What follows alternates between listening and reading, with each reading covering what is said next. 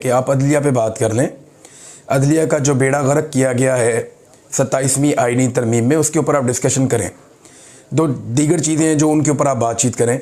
18वीं तरमीम में जो पाकिस्तान पीपल्स पार्टी के एतराज़ात थे, वो चीज़ें निकल रही हैं, उस पर आप बात करें।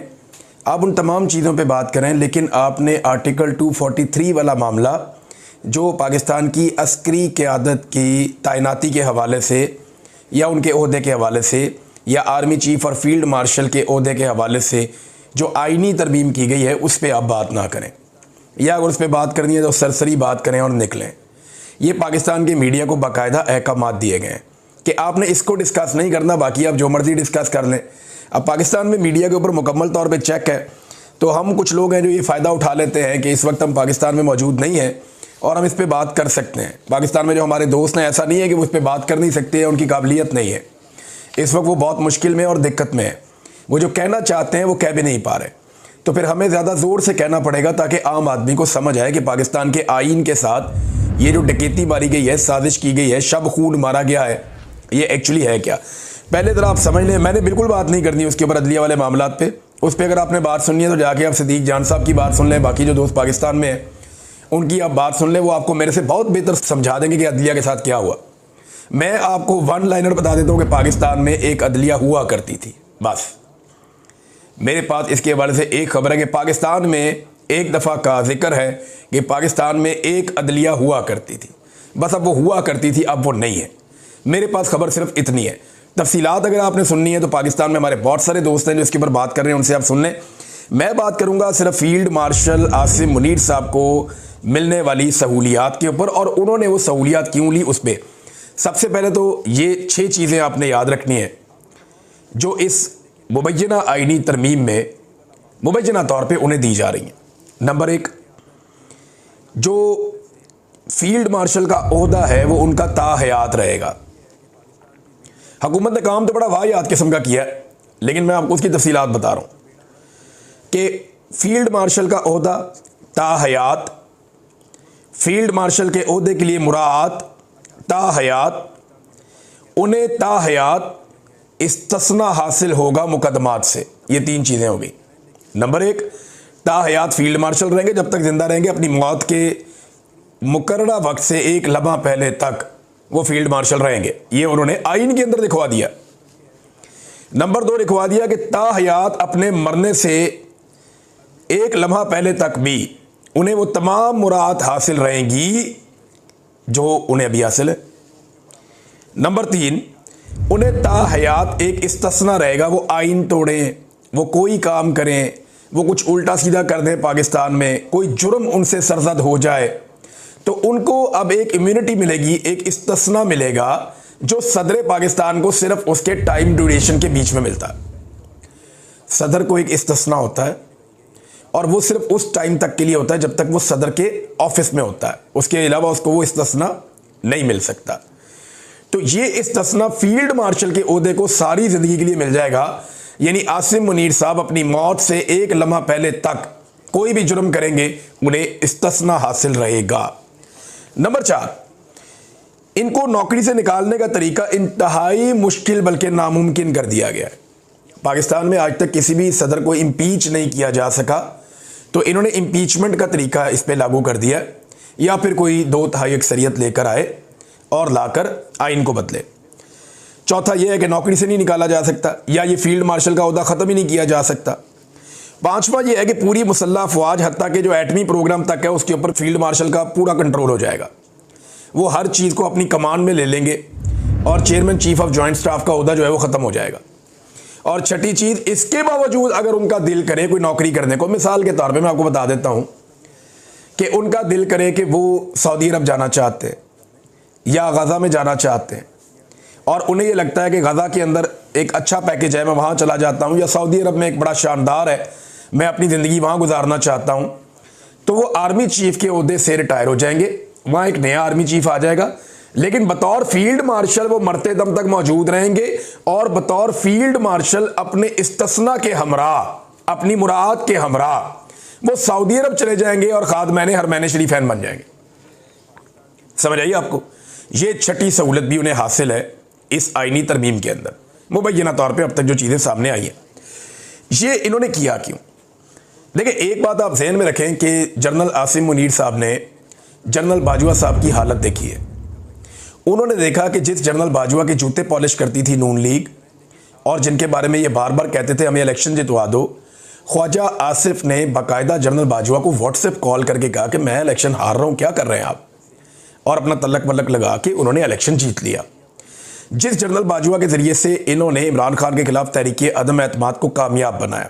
अब ये खुद ही बताते हैं ना, इनके अंदर से बंदे उठ के रोज़ाना बताते हैं। फजल रहमान ने बताया, बाकी सब ने बताया, शाहिद खाकान ने बताया कि इमरान खान के खिलाफ अदम एतमाद के अंदर हम सारे शामिल थे और फौज ने हमसे मिलकर करवाई है। Bajwa was responsible for that. Mohammed Zubair भी बताते हैं, अब तो सब खुलकर बता रहे हैं, ऐसा नहीं है कोई ढकी छुपी बात है। तो जो जनरल बाजवा के साथ मुस्लिम लीग नून ने और पीपल्स पार्टी ने की है ना, जो जनरल बाजवा की बैंड बजाई है इन्होंने मिलकर उसकी रिटायरमेंट के बाद, तो आसिम मुनीर साहब को यह समझ आ गई कि ये लोग किसी के भी सगे नहीं है, जिस दिन मेरी वर्दी उतरेगी ये मेरी भी बैंड बजा देंगे। इमरान खान का खौफ तो उनको है ही, उनके दिमाग में ये बात बैठी हुई है कि इमरान खान का रास्ता रोकना मुमकिन नहीं है, प्रेशर बढ़ता जाएगा, एक वक्त आएगा इमरान खान को छोड़ना पड़ेगा, मुल्क चल ही नहीं रहा। अगर मुल्क को चलाना है, सियासी इस्तेहकाम लेकर आना है, तो इमरान खान को जेल से बाहर निकालना पड़ेगा। लेकिन अगर वो जेल से बाहर निकलकर रेलिवेंट हो जाता है और इक़्तिदार में आ जाता है, तो मेरी तो ऐसी तैसी फिर जाएगी, क्योंकि हमने तो वो सारा काम कर दिया हुआ है जो जिसकी आइन और कानून इजाज़त ही नहीं देता। लिहाजा अपने आप को बचाने के लिए इस्तिस्ना ले लो। तो ऐसा नहीं है कि खाली इमरान खान से बचना है, इमरान खान तो आ रहा है और उसने तो आना है, और वो इसलिए आना है, आज नहीं, कल नहीं, साल नहीं, जी कितनी देर रोक लेंगे, मुल्क में इस्तेहकाम ही नहीं आएगा। तो अल्टीमेटली तो इमरान खान को बाहर आना है, तो इमरान खान बाहर आएगा तो उसको इक़्तिदार मिल जाएगा, ये ऑब्वियस है। बस सिर्फ कोशिश ये करनी है कि उसको 2/3 अक्सरियत ना मिले, क्योंकि अगर उसको 2/3 अक्सरियत नहीं मिलेगी तो वो आईनी तरमीम नहीं कर सकेगा और फील्ड मार्शल अपनी ज़िंदगी में इंजॉय करेंगे और वो सऊदीया में एक नए ओहदे के ऊपर जा भी सकते हैं। तो एक तो PMLN और पीपल्स पार्टी का उन्हें पता है कि ये बड़े बदीद लोग हैं, ये जैसे ही मैं ओहदे से उतरूंगा ये मेरी ऐसी तैसी फेर देंगे, लिहाजा मैं ओहदे से उतरता ही नहीं और मैं अपनी इम्यूनिटी ले लेता हूँ, इस्तिस्ना ले लेता हूँ। और दूसरा उन्होंने ये किया कि इमरान खान से बचने के लिए अपने इर्द गिर्द एक आईनी दीवार खड़ी कर ली। इसको और सिंपल कर लें, इमरान खान की जलगार हो रही है, वो जेल से बैठकर आसिम मुनीर साहब को ज़हनी मरीज करार दे चुके हैं। अब इमरान खान जिस आदमी को जो कहते हैं ना लोग, उसको वो इमेजिन करना शुरू हो जाते हैं, उसकी हरकतों सकनात पे नज़र रखना शुरू हो जाते हैं कि यार ये ज़हनी मरीज वाकई तो नहीं है। शहबाज शरीफ को अर्दली जब से कहा है वो तब से अर्दली लगना शुरू हो गए हैं। मैं सीरियसली आपको बता रहा हूँ कि मेरे अपने दिमाग में एक इमेज बन गया कि यार वाकई ये हरकतें तो वही हैं। तो अब ये भी एक बड़ी दिक्कत है कि इमरान खान साहब ने उन्हें ज़हनी मरीज कह दिया। प्रेशर तो इमरान खान साहब ने जेल से दबा के डाला हुआ है आसिम मुनीर साहब के ऊपर, और उन्हें नज़र भी आ रहा है कि इसको मैं कब तक आखिर रोकूंगा।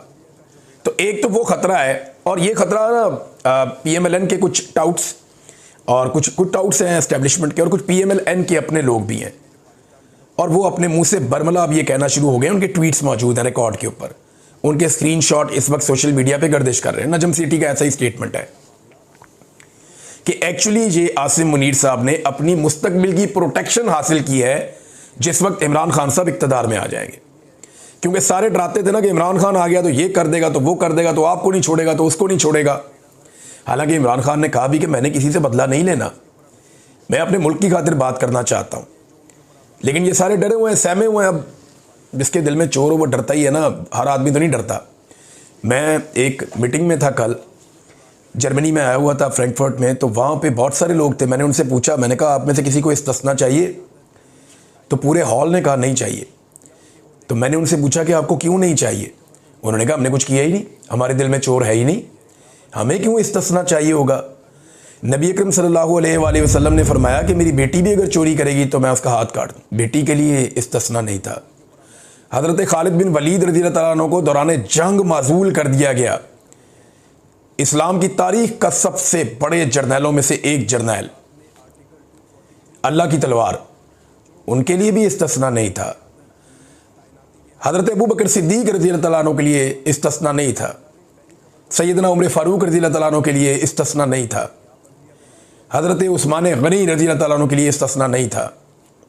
हज़रत अली शेर खुदा के लिए रज़ी अल्लाह अन्हु के लिए कोई इस्तिस्ना नहीं था। तो जब इन लोगों के लिए, इतनी बड़ी बड़ी हस्तियों के लिए इस्तिस्ना नहीं था, तो ये किस खेत की मूली है जो लोग इस्तिस्ना ले लेते हैं और लगे हाथों सारे इसके अंदर अपने हाथ धोते हैं। अभी पता चला है कि तजवीज़ आई है कि जो सदर पाकिस्तान है, वो जो एक दफ़ा सदर बन गया, उसको ताहयात इस्तिस्ना दे दिया जाए, यानी उसके ऊपर पूरी ज़िंदगी में फिर कोई केस नहीं बनेगा और इसका अब इसके ऊपर जो है वो अमल दरामद कर दिया जाए। वज़ीर आज़म के बारे में भी यही तजवीज़ आई कि वज़ीर आज़म को भी इस्तिस्ना दे दें। वज़ीर आज़म अपने ओहदे से फारिग भी हो जाए तो बाकी ज़िंदगी कुछ भी करता रहे, उसको इस्तिस्ना जनाब को कोई इसको हाथ नहीं लगा सकता, कोई इसके ऊपर केस नहीं बना सकता। ये होता है कोई दुनिया में? हज़रत उमर फ़ारूक तो दूसरी चादर का हिसाब दे रहे थे।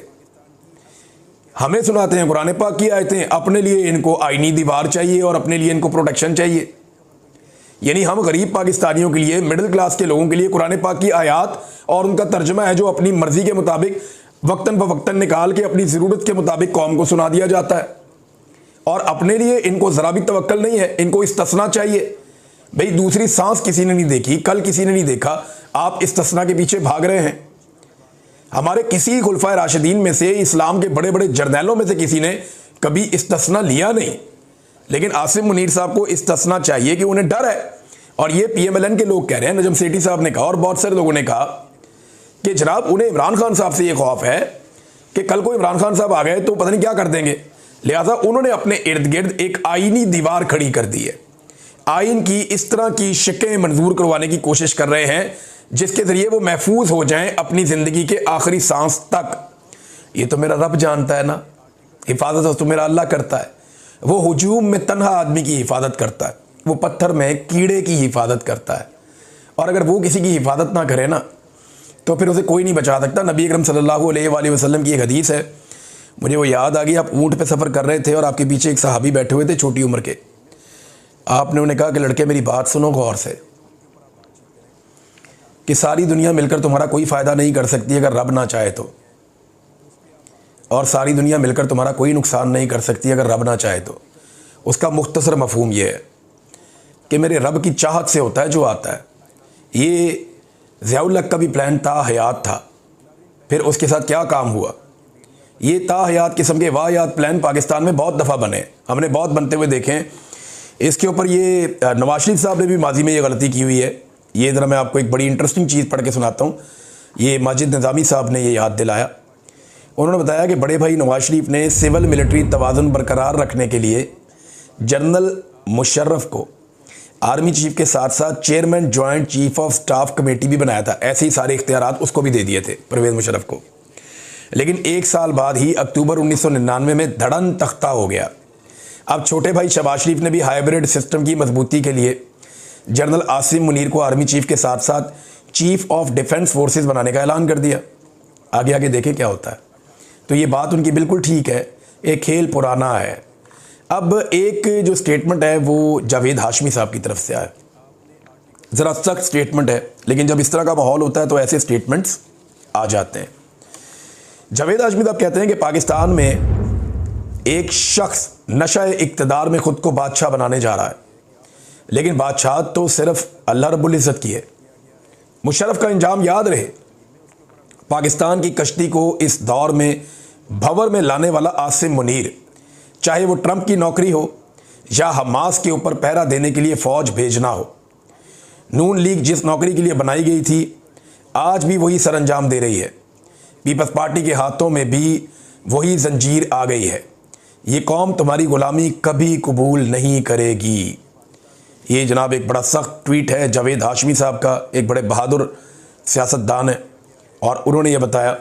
नाज़रीन, जबरान इलियास साहब ने एक ट्वीट किया, पाकिस्तान तहरीक इंसाफ के सोशल मीडिया के हेड है। उन्होंने एक ट्वीट किया, उसके अंदर उन्होंने कुछ चीज़ें लिखी और उसके साथ एक उन्होंने एक स्टिकर उन्होंने शेयर किया सोशल मीडिया पे। एक पोस्टर है, उसमें आसिम मुनीर साहब की फ़ोटो है और उसमें लिखा गया है presenting the legacy of Asim Munir, कि जो उन्होंने किया वो क्या किया। तो इसमें कोई काफ़ी सारी कोई 20-25 चीज़ें उन्होंने लिखी हुई हैं जो उनके दौर में हुआ। हिस्ट्री विल नेवर फॉरगेट, तारीख इसे कभी नहीं भूलेगी। पाकिस्तान विल नेवर फॉरगिव, और पाकिस्तानी इसे कभी माफ़ नहीं करेंगे। उन्होंने बताया क्या कि जनाब इन्होंने मनसूबाबंदी के तहत कत्लेआम करवाया और निहत्ते और पुरअमन एहतजाज करने वाले मुजाहिरीन पर, फिर मैस किलिंग्स ऑफ सिविलियंस, बहुत बड़े पैमाने पर सिविलियंस का कत्लेआम हुआ, अगवा हुए, जबरी तौर पे गुमशुदगियाँ हुई और गिरफ़्तार लोगों के ऊपर टॉर्चर किया गया, मिलिट्री ट्रायल चलाए गए और कातलाना हमले हुए पाकिस्तान में। और इसके बाद अनप्रेसिडेंटेड इलेक्टोरल रिगिंग, यानी ऐसी कभी माजी में धांधली नहीं हुई जो इस मरतबा धांधली की गई। इन्होंने लोगों को हरास किया, इंटिमिडेशन ऑफ जजेस, जजों को हरास किया, उनको इंटिमिडेट किया। फिर अनकॉन्स्टिट्यूशनल ड्रैकोनियन अमेंडमेंट्स इन्होंने करवाई 26वीं और 27वीं। और इसके अलावा उन्होंने देखा कि डेमोक्रेसी के साथ क्या किया, ट्रांसनेशनल रिप्रेशन, मैं पहले इस पे बात करता रहा हूँ, उस मामले में क्या हुआ, कलेक्टिव पनिशमेंट, दीगर चीज़ें हैं जो उनके ऊपर आप बातचीत करें। 18वीं तरमीम में जो पाकिस्तान पीपल्स पार्टी के एतराज़ात थे वो चीज़ें निकल रही